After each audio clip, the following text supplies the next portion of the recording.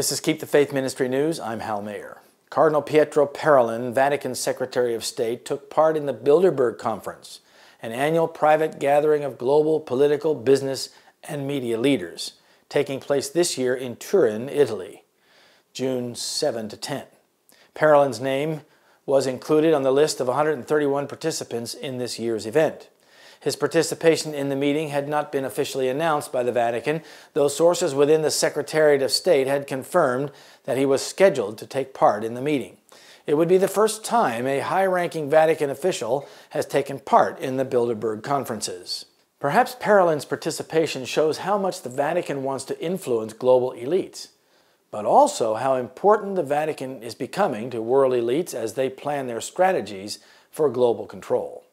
Collaboration between the Vatican and global elites would certainly boost the Vatican's claim of world spiritual dominance. Started in 1954, the Hotel de Bilderberg in Oosterbeek, the Netherlands, and named after the same hotel, the Bilderberg Conference gathers each year some 120 to 150 participants, among them European and North American political elites, along with industrial, financial, academic, and media figures. According to the group's official website, about two-thirds of the participants come from Europe, and the rest from North America, and one-third are political figures or government officials. The original meeting objective was to strengthen U.S.-European relations. Over the years, the annual meetings became a forum for discussion on a wider range of topics, from ecology to trade and monetary policies.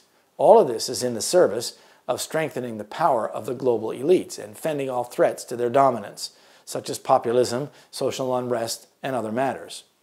This year's meeting discussed populism in Europe, the challenges of inequality, the future of work, artificial intelligence, U.S. midterm elections, free trade, U.S. global leadership, Russia, quantum computing, Saudi Arabia, and Iran, the post-truth world, and other current events.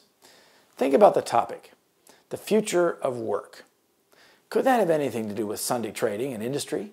Work has become the battleground in Europe and in other places for what is known as work-life balance. This is an attempt to stress the human need of strong family ties, recreation, and sports, along with worship and reflection as the basis for laws regulating Sunday activities. But the Vatican is, no doubt, interested in all of these topics listed as the subjects for this year's meeting, since they all impinge on areas that the Vatican wants to influence. The Bilderberg meeting's official website stresses that discussions are private, no minutes are taken, and no reports are written. The meetings are held under the so-called Chatham House rules. According to that agreement, participants are free to use the information they received, but they cannot disclose the identity nor the affiliation of speakers, nor can they disclose the other participants taking part in the conversation. Dubbed by critics to be the kind of global shadow government and targeted by protesters who picket the meeting, the Bilderberg meeting has had an official website since 2011 and publishes the names of participants in the annual meeting the day before the gathering begins. Parolin's participation may be an expression of the culture of encounter encouraged by Pope Francis. The Pope has often asked officials to engage in dialogue with the world, and this would certainly be that.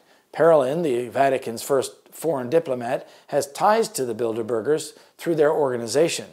Roman Catholics manage the Bilderberg meetings, mostly, and so it would make sense for the Vatican to send Parolin to the meeting.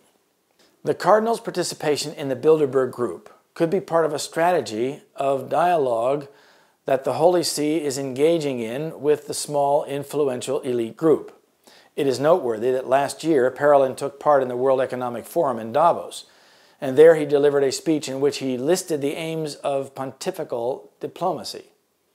All the world wondered after the beast. Revelation 13, verse 3. This is Keep the Faith Ministry News. Thank you for watching.